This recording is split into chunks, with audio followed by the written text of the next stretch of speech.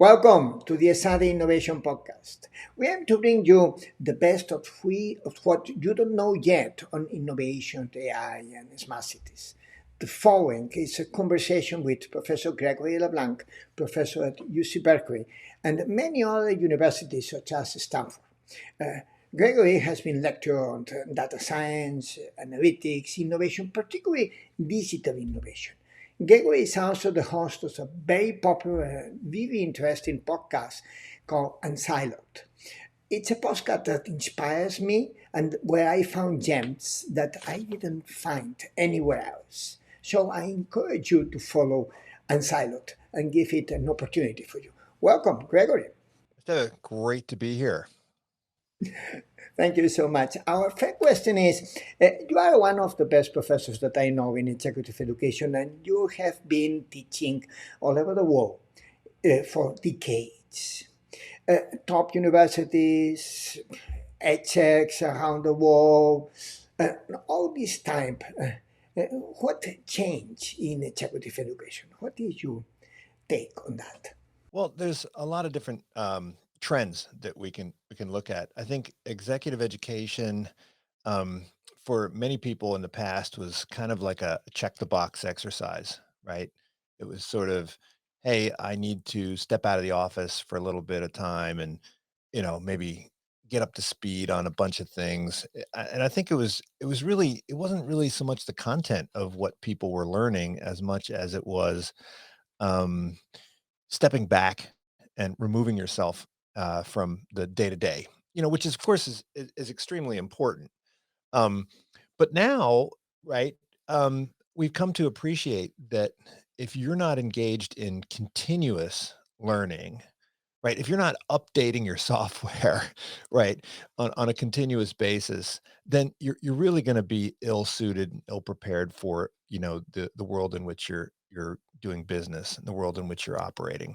So just like if you have software on your phone and you go for a couple years without updating it, it's probably not going to work very well on your new device, and it's going to be clunky, and it's going to be slow, and it's not going to be super collaborative with the other applications you have on your phone. So I think we've moved to a world where we appreciate the importance of continuous learning, and that means that the education that people are getting has to be justified. You have to find some kind of um, tangible benefit from what it is that you're getting from these programs. So that's sort of content wise. Then in terms of delivery, right? We've seen an explosion of different delivery methods and delivery techniques, right? We've gone from everyone comes to a university and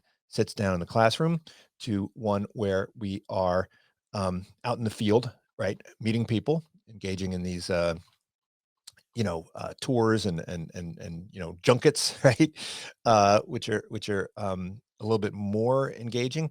And then of course we now have, online, and online comes in a lot of different forms, right?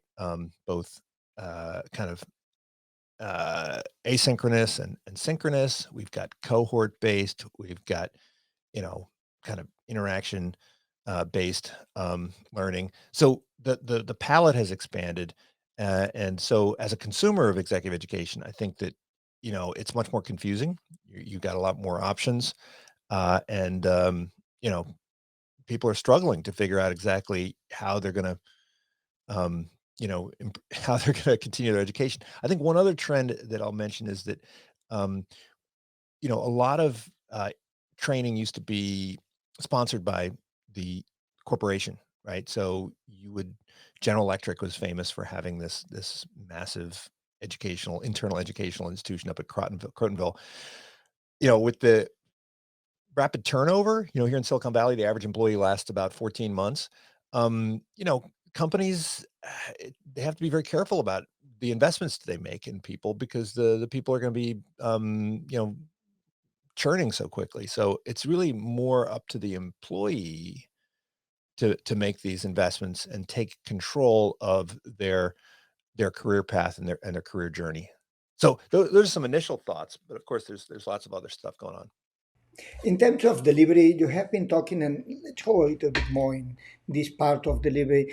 For many years, we use cases, and in cases, we use the imagination of our students to put themselves into a scenario where they have to solve. Then MOOCs arrive, and with MOOCs, content were way more richer. You have movies, you have the bullet points that we had in the beginning transformed into almost a Hollywood scenario and a Hollywood PowerPoints and so on. Then Sparks, small private online courses come to universities. Now we are talking about the metaverse. How do you see this evolution of contents and the richness of contents that we have? Yeah, that's a great question. I like to say when justifying the case method that the best way to learn something is to do something, right? You want to learn to drive, you drive a car. You want to learn to swim, you got to be in the pool. And we're not quite there to the point where, a business school student is going to be handed the keys to a company and you're like, here, why don't you go run General Motors for a week or so? Right? I think we'd need a much bigger endowment to, provide that type of education. So we do need to come up with high quality kind of simulations. And this can come in a couple forms, right? One is, of course, the case method. Others are in the form of, simulations, right? In games, right? And this is sort of how we train pilots, right? We put pilots in a simulator and then we run them through different, uh, you know, crash scenarios and so forth. And of course, VR AR is now becoming something that can be used for those sorts of experiences. I think it's a little bit less important that you have that kind of visceral environment for kind of more managerial decisions, right? Certainly for more, physical experiences, you want that. So when you're trying to replicate the reality, I find that running students through exercises where they actually have to build businesses, right? Build actual businesses, right? Build actual prototypes, launch actual initiatives. Um, that's like the best possible way to get them to experience what it's like. So, we at Berkeley and Stanford, we have these kind of lean startup, kind of mini accelerator incubator type experiences. And again, there that it's not so much the technology that is the important thing as much as it is the the environment and the coaching and the feedback that they get.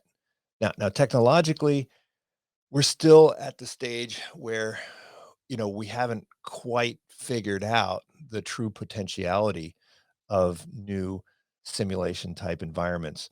I do think that in terms of international collaboration and remote collaboration, that has exploded, right? That has exploded. And the ability for students to collaborate using anything as basic as a Zoom all the way up to something that's a little bit more sophisticated. Um, that's taking over both in education and in work.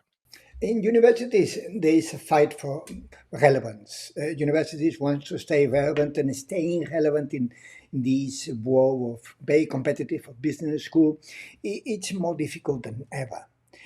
What do universities have to change to keep being relevant? And how is this university of the future? How will it look like? What do you think on that? That's a great question. Because I don't think we want to lose the notion of a university as a place that's set apart to some degree from the world that it studies, right? We do need to have, um, a place where people can step outside of their daily lives. We do need a place that supports disinterested research, right? We do need a place that supports primary research without any direct commercial application. So that part has to be protected. But on the other side, right, if we want um, the business schools in particular, engineering schools, professional schools, if we want these schools to maintain their relevance, then they have to change as quickly on the inside as the world is changing on the outside, right? When we talk about things like agility, we talk about things like, modularity, all those principles that we teach in our digital transformation classes, they have to flow back to the universities. Right. And if the universities have internal organizational structures that are operating on 20-year cycles, when the world is operating on a 6-month cycle, then there's going to be a delay and a gap, and people are going to go elsewhere to get this knowledge. So I do think that universities have to implement kind of quicker decision making. They have to have a more fluid kind of instructional base, right? Um, we can't have like an 8-year kind of PhD cycle, and where people are, working on their publications and then, you know, retire into, teaching, so to speak. I mean, we do need to accelerate the pace of change, and we do need to listen to our customers. Now, I know a lot of people get a little nervous when we use the term customers, and I'm being very careful here. We have students as customers, we have recruiters as customers, we have companies that are interested in the research output as our customers.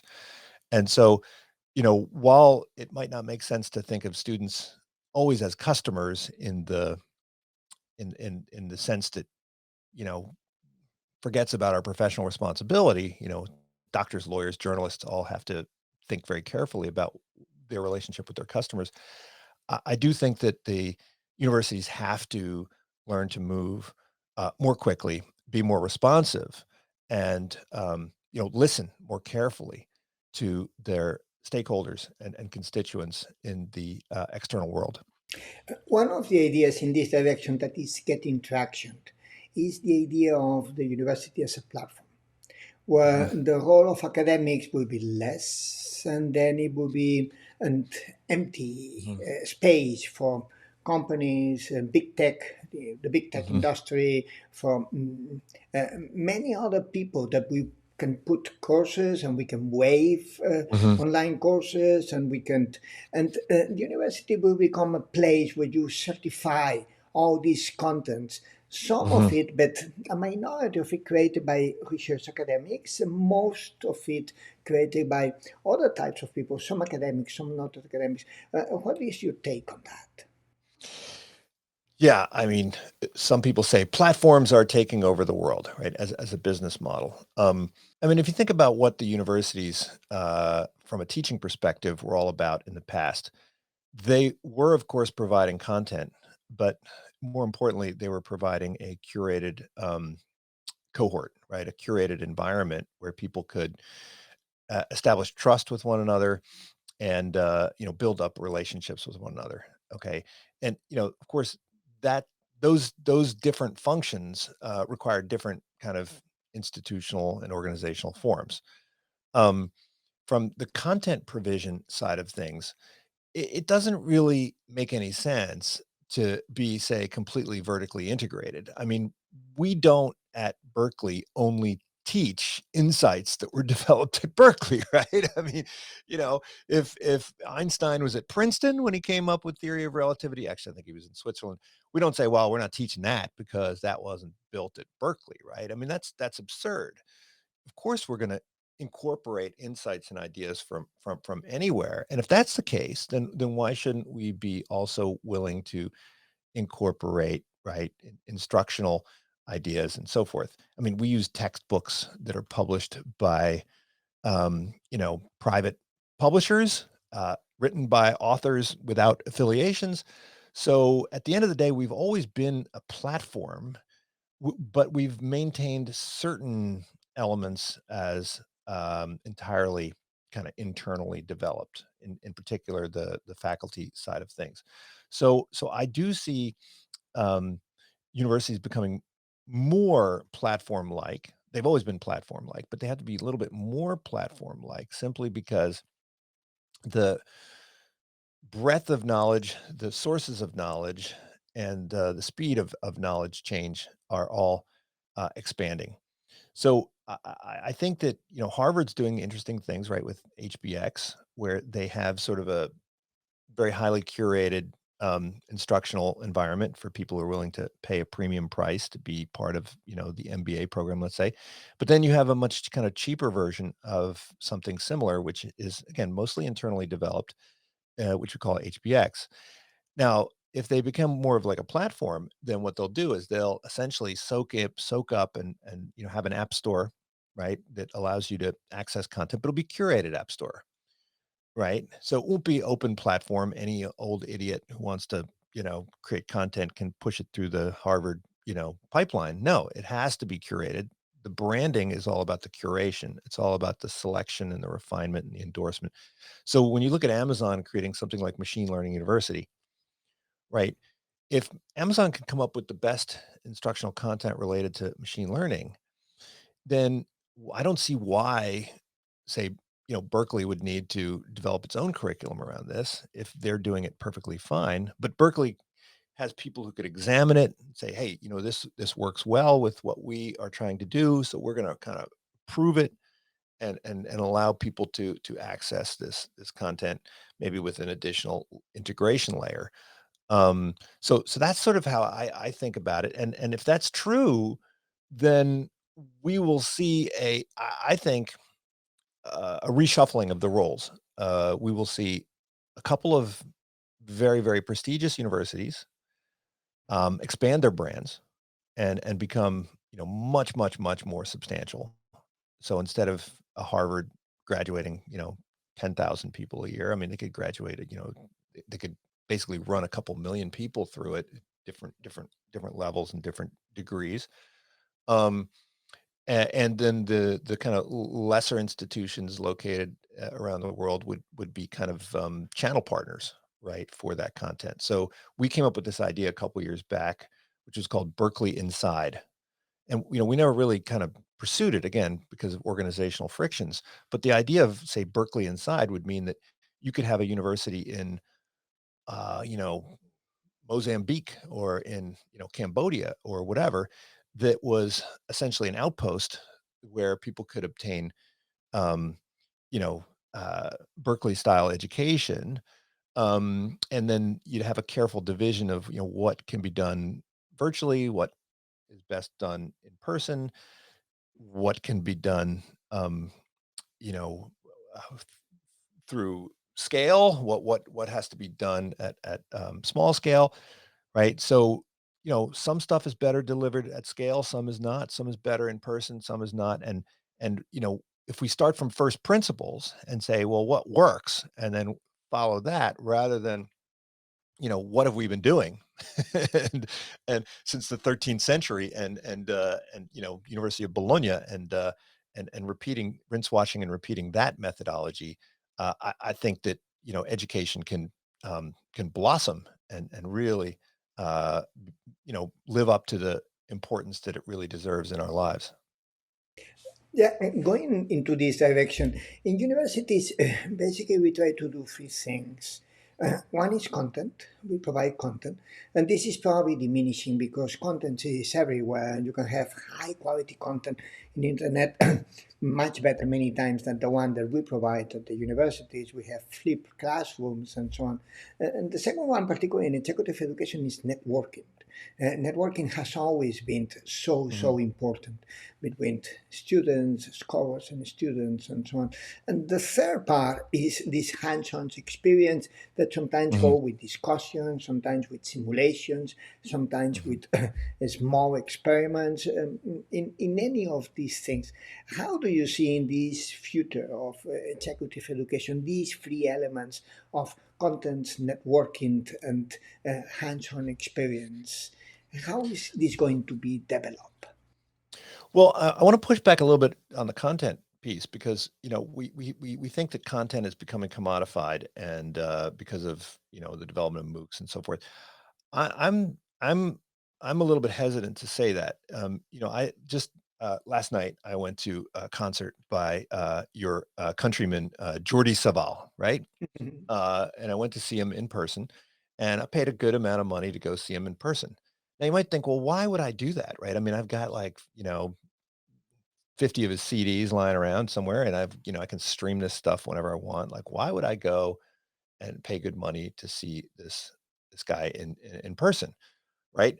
And so I do think that just because we have this massive amount of content that we can access through streaming doesn't mean that we're not going to still desire, right, a more hands-on experience, right?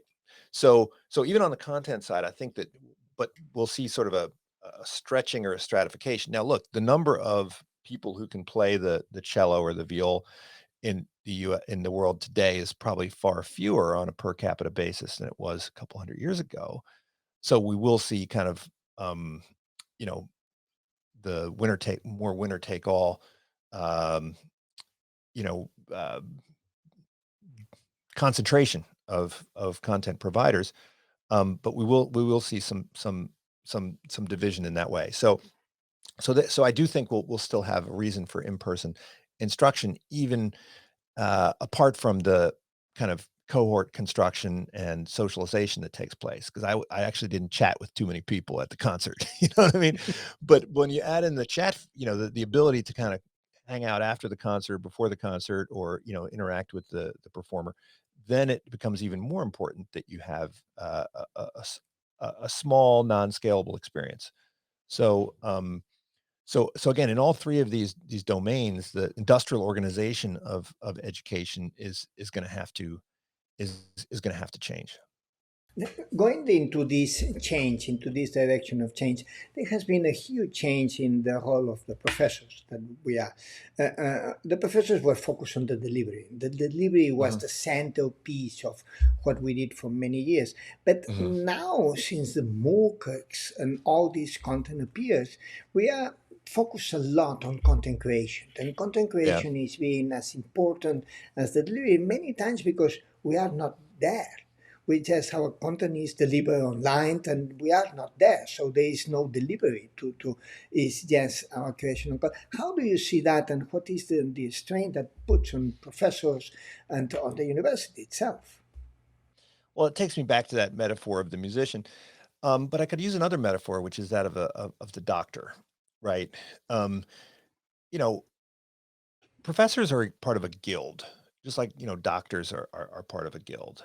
And doctors and professors are very protective of their kind of status as guild members, right? So, doctors have a belief that no one but a doctor should be able to do certain things.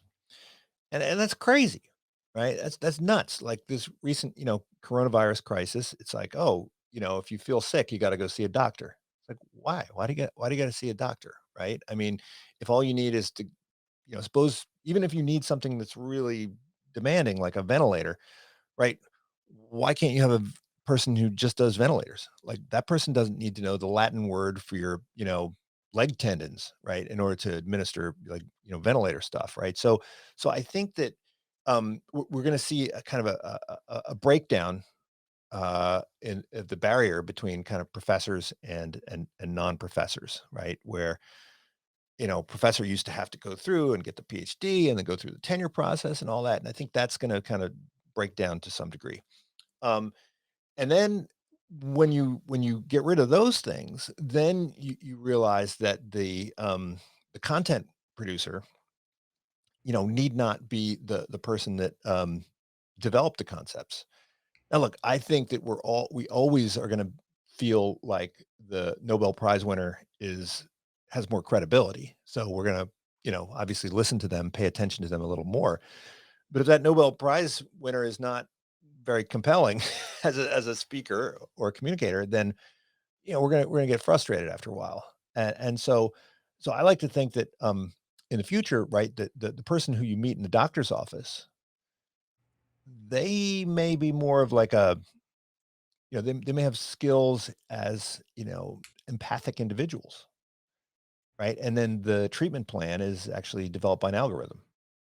Right, we'll see a kind of a division of labor between the diagnostics and the treatment plan, which might be, done by software, and then the person who kind of coaches you through, like, okay, now you got cancer, so here's what we do, right? That could be someone who's, like an actor. They don't need to have any knowledge of biochemistry or whatever to play that role. So I actually, you know, for me, I feel a little threatened by this. Like, I don't want some actor taking over my job, but maybe, maybe that is kind of where we're headed. So, um, because at the end of the day, when it comes to content, um, you need to keep people engaged. You need to keep people excited. You need to keep their attention. Now, of course, I'm not one of these people who thinks that every single human being on the planet has a 30-second attention span and needs to be swiping and clicking and blipping and so forth. I there are plenty. The reason why I created the podcast is because I thought that there is a substantial number of people who are willing to actually spend an hour. An hour, can you imagine? That's a really long period of time, listening to a conversation where we go in depth into a particular topic. Not for everybody. There are plenty of people that just need that, that click and the whiz bang and so forth. But I do think that there are people that are interested in that. And so we're going to see a proliferation of methods and techniques. And rather than having a one size fit all, where you go and you sit in a classroom and you sit in a desk and you've got someone with a blackboard or whatever, why not have different approaches to everybody? And the constraint there used to be scale. Like, you couldn't at a university offer 50 different versions of Calc 1 for different types of, learning styles and attention spans. But now we can. There's no reason why we can't offer 50 different styles of, learning calculus. Because we can scale this stuff now. So I don't pretend that my podcast is for everybody. My podcast is for a very, very small select group of people. But because I can throw it up on the internet and reach people all around the world, I don't need to collect, 100 people in one room, in one time, in one place. I simply could be impossible to do. I don't think I could find 100 people in the city of Berkeley who would sit down and listen to all this stuff, right, 3 times a week. We now have the ability to kind of mass customize, the educational journeys, both in terms of content and in terms of delivery method. By the way, I love your podcast. I find Oh, it thanks. so interesting, and I met so many interesting authors and so on. One last question going into this direction. It's about economics. The economics are very important. The economics of universities are changing completely, and once you change the economics of the organization, you change the organization. That's Mhm. part of the thing. So until now, the economics was pretty simple. Was the one of a consultant or a craftsman. You have more students, you need more professors. Now, this with MOOCs and SPOCs and so on has been broken. I mean, you can have an SPOC, you can have a MOOC, and you can have thousands, tens of thousands, hundreds of thousands, even millions of students. And Mhm. then the economics broke completely. With the metaverse, it's kind of the same. I mean, you need more money to start and create the content, but once the content is created, it's kind of the same type of economics that you have with online. You can have lots of people. How do you think this is going to change these universities of the future, and particularly this executive education of the future? Well, I always say, if you're not a platform, you're an app, right? And I think that, some universities are going to be platforms and some are going to be apps. Like, some are going to be more focused on the content creation. Some are going to be more in the content kind of aggregation. And of course, the best will be doing both. Um, I think when you sit down and you get a degree from Harvard, in the future, you will probably go through a Dartmouth experience, and you'll go through a Yale experience, and you'll go through a Berkeley experience, all the while pursuing your Harvard degree. Um, so I think that the metaverse is not. I don't think of the metaverse as a distinct technology. I think of it as sort of part of a portfolio of technologies that facilitates, learning. Um, and, uh, and when it was about 10, 11 years ago when I created the first online course for UC Berkeley, and at the time, the debate was bricks and mortar versus online. That was it. It was like these were the two options. These were two discrete bundles, non-overlapping bundles. And it was like, do we really want to go all in on an online degree? And, you know, my position always was that these are not two distinct bundles.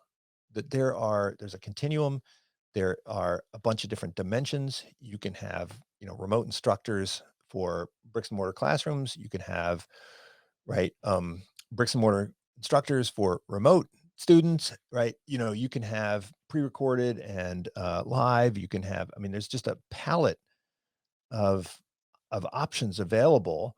And while it might make sense to have, couple certain, clusters of features, the if you work from first principles, then you can find the combination of features that works best. So the economics of the university will change. I think that universities are going to have to think of themselves to some degree as media companies. I remember talking to my former dean about this, like, are we like, we're like media companies, right? Delivering content.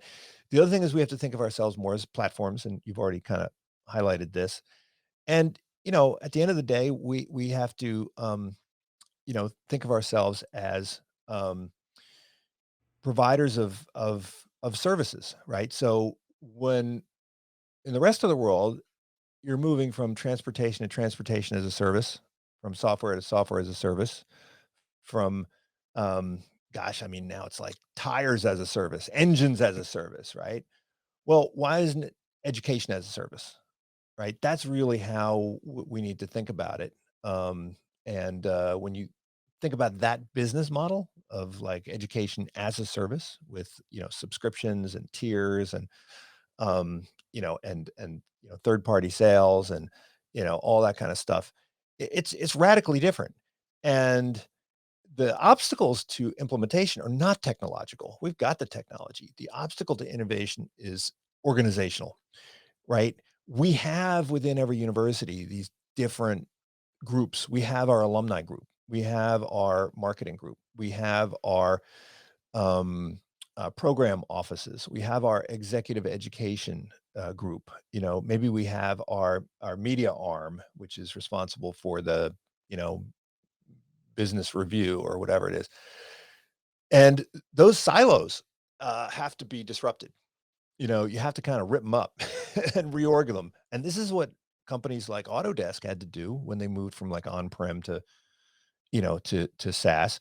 And I mean, it was painful, super painful and super difficult. And so the folks that are going to be able to lead these transformations are going to have to be the folks that have really, really strong political skills, like really strong organizational skills.